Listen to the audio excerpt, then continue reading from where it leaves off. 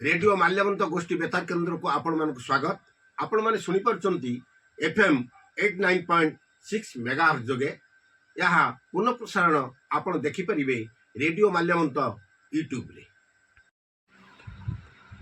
नमस्कार, मु सुदेशना रेडियो माल्यवंत गोष्ठी बेतार केन्द्र को स्वागत। मालकानगिरी जिलापाल कोर्ट रे अंतरराज्य पोष्य संतान प्रक्रिया चूड़ांत होई झारखंड दंपति को मिली आईनगत अधिकार। शिशु सुरक्षा कल्याण एवं थैथान क्षेत्र में मालकानगिरी जिला प्रशासन पक्षरु एक गुरुत्वपूर्ण पदक्षेप ग्रहण करा जायछि। मालकानगिरी जिलापाल और जिला मजिस्ट्रेट अदालत रे एक अंतरराज्य पोष्य संतान ग्रहण प्रक्रिया आज विधिवत भाव चूड़ांत संपन्न होइछि। नवा दिल्ली स्थित केंद्रीय पोष्य संतान संपदा प्राधिकरण द्वारा पूर्व अनुमोदित एही मामला रे जिलापाल द्वारा चूड़ांत पोष्य संतान आदेश जारी करा जायछि। एहा सहित झारखंड आशायी दंपति को एही शिशुर संपूर्ण आईनगत अभिभावकत्व प्रदान करा जायछि। सूचना योग्य जे केंद्रीय पोष्य संतान संपद प्राधिकरण नियम अनुसार संपृक्त शिशुटी को पूर्व झारखंड आशायी पितामाता को प्राक पोष्य संतान पालन अधीन हस्तांतर कर फॉस्टर केयर अवधि मध्य समस्त नियमावलीर सफल अनुपालन और जांच पर आज जिलापाल कोर्ट रे एही आईनगत प्रक्रियार सफल अंत घटी।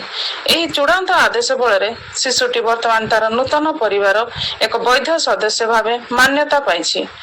एही अवसर रे जिलापाल प्रथमेश अरविंद राजश्री निकट खुशी व्यक्त करी कहिसंती जे प्रत्येक शिशु एक सुरक्षित परिवेश मध्य बढ़िबार एवं निजर भविष्य गढ़िबार मौलिक अधिकार रही।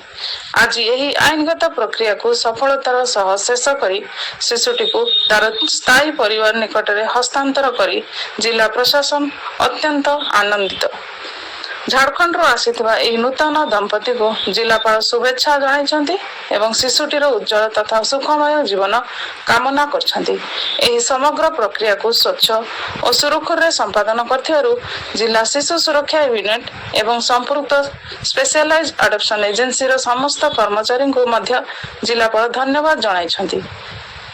एही सफल आईनगत प्रक्रियार संयोजना संपर्क में सूचना दे जिला शिशु सुरक्षा अधिकारी नारायण दास कहते जे जिलापाल निर्देश क्रमे शिशुटीर आईनगत सुरक्षा एवं समस्त दिग को अति सतर्कतार सह अनुध्यान करा जायछि। एही चूड़ांत आदेशनामा जारी हेबा परे केंद्रीय पोष्य संतान संपद प्राधिकरण डाटाबेस रे शिशुर स्थिति अपडेट करा जिवो।